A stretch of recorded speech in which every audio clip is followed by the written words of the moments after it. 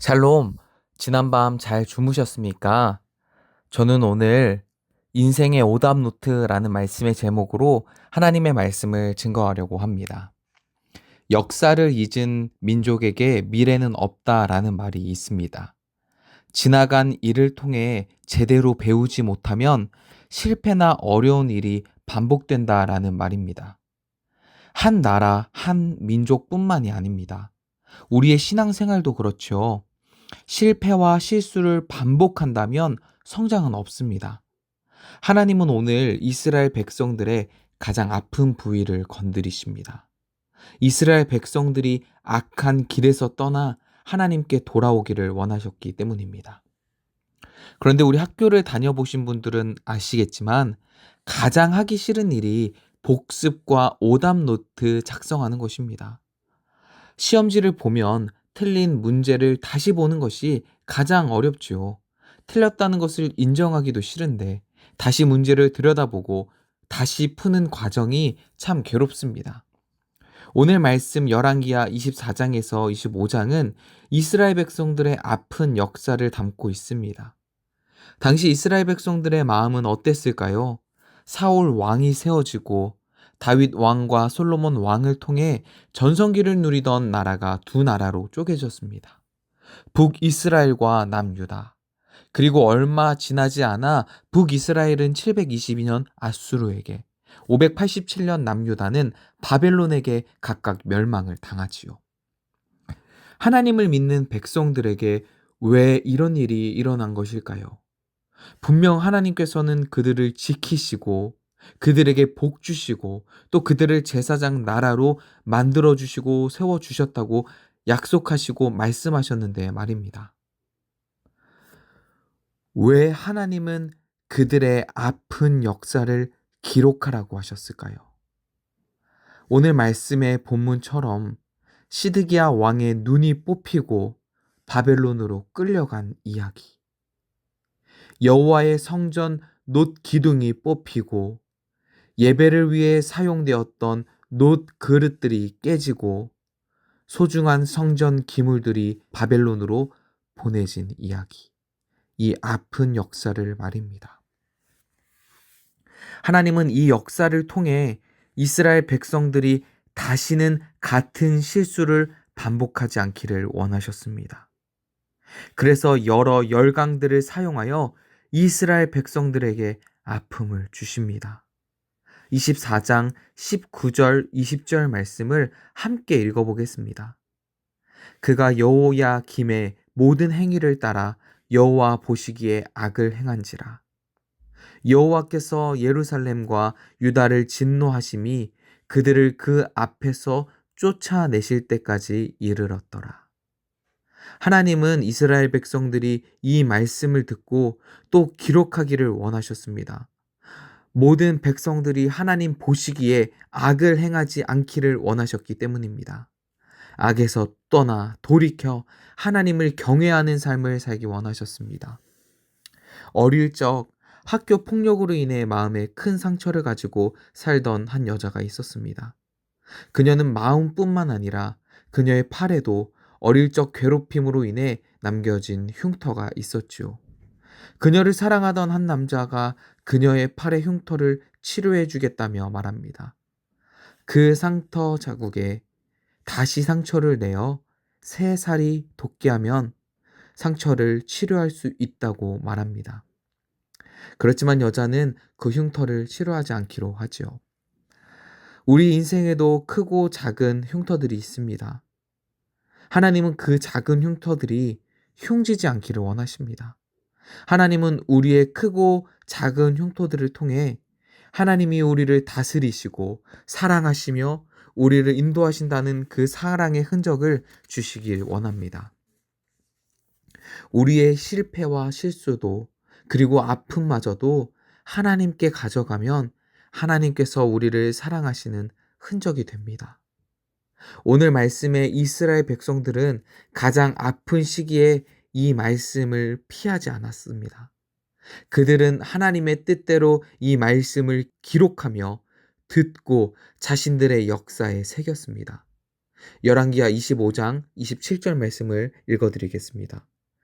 유다의 왕 여호야긴이 사로잡혀간 지 37년, 곧 바벨론의 왕 에월 무로닥이 즉위한 원년 12월 그달 27일에 유다의 왕 여호야긴을 옥에서 내놓아 그 머리를 들게 하고, 하나님은 이스라엘 백성들에게 상처만 주신 것이 아닙니다.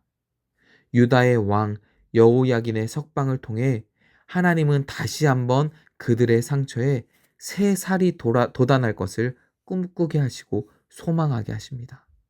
그리고 약속대로 다윗의 후손에서 메시아이신 예수 그리스도가 태어나시지요.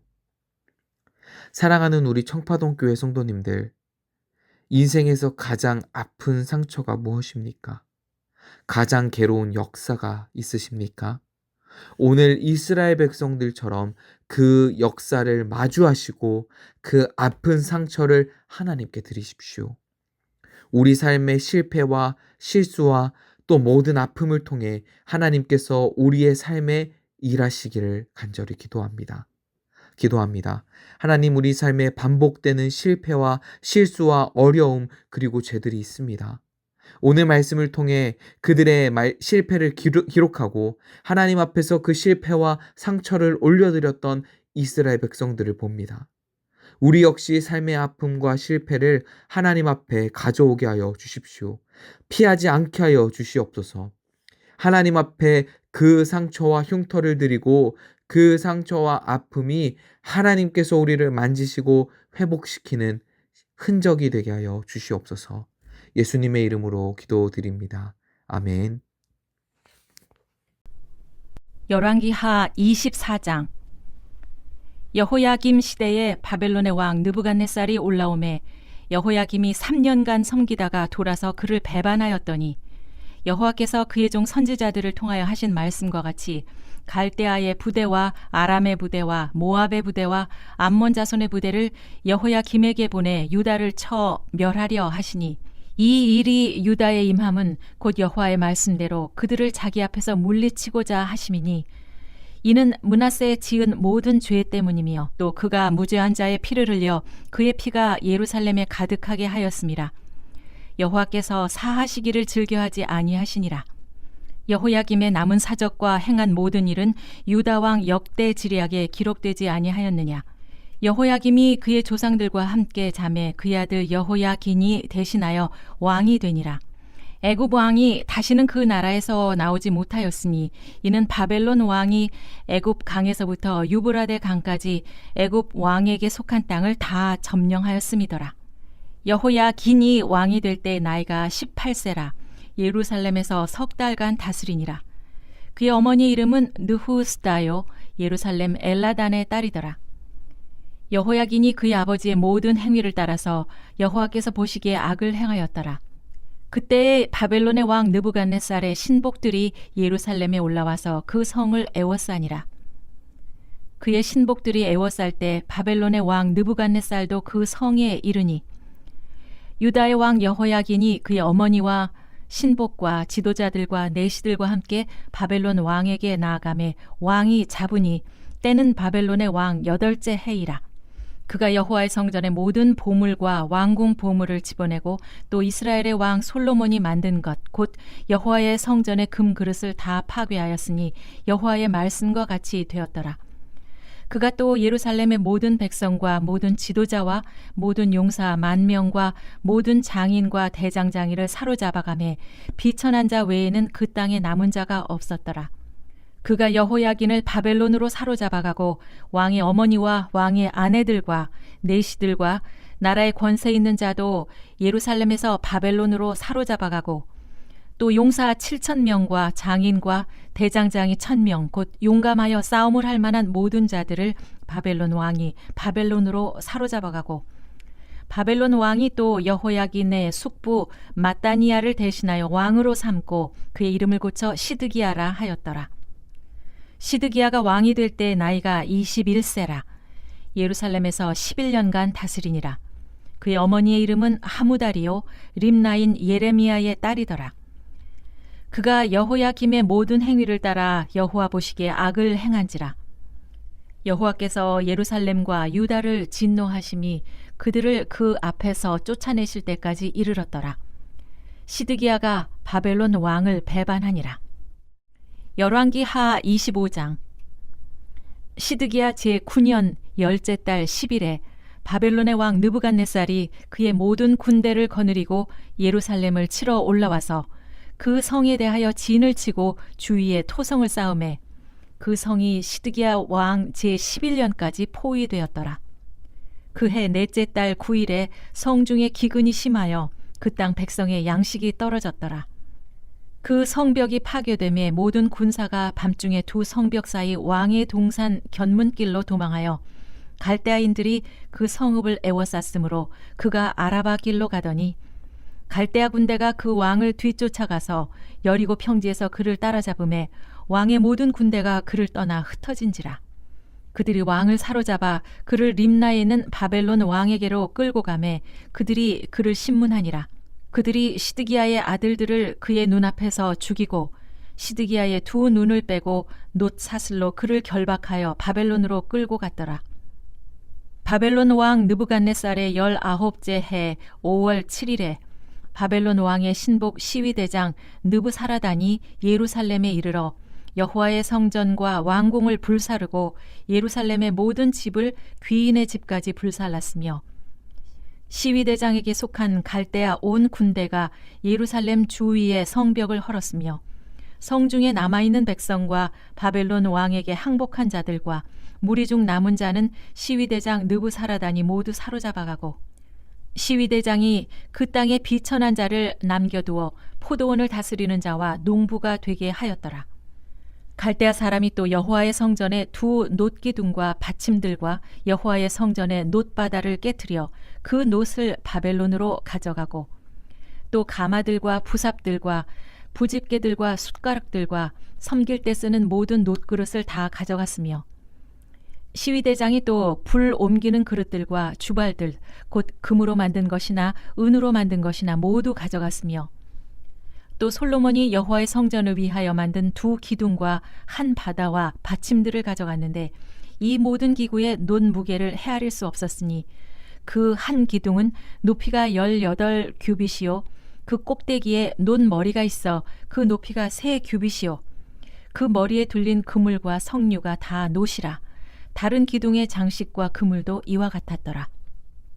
시위대장이 대제사장 스라야와 부제사장 스바냐와 성전 문지기 3사람을 사로잡고 또 성중에서 사람을 사로잡았으니 곧 군사를 거느린 넷이 한 사람과 또 성중에서 만난 바 왕의 시종 5사람과 백성을 징집하는 장관의 서기관 1사람과 성중에서 만난 바 백성 60명이라.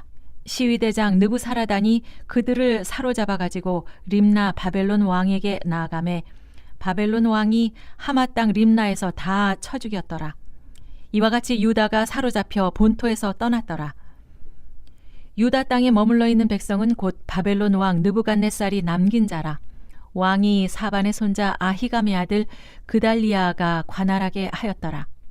모든 군대 지휘관과 그를 따르는 자가 바벨론 왕이 그달리아를 지도자로 삼았다 함을 듣고 이에 느다니아의 아들 이스마엘과 가리아의 아들 요하난과 느도바 사람 단후메세의 아들 스라야와 마아가 사람의 아들 야사니아와 그를 따르는 사람이 모두 미스바로 가서 그달리아에게 나아가매 그달리아가 그들과 그를 따르는 군사들에게 맹세하여 이르되 너희는 갈대아인을 섬기기를 두려워하지 말고 이 땅에 살며 바벨론 왕을 섬기라. 그리하면 너희가 평안하리라 하니라. 7월에 왕족 엘리사마의 손자 느다니아의 아들 이스마엘이 부하 10명을 거느리고 와서 그달리아를 쳐서 죽이고 또 그와 함께 미스바에 있는 유다 사람과 갈대아 사람을 죽인지라. 노소를 막론하고 백성과 군대 장관들이 다 일어나서 애굽으로 갔으니 이는 갈대아 사람을 두려워함이었더라.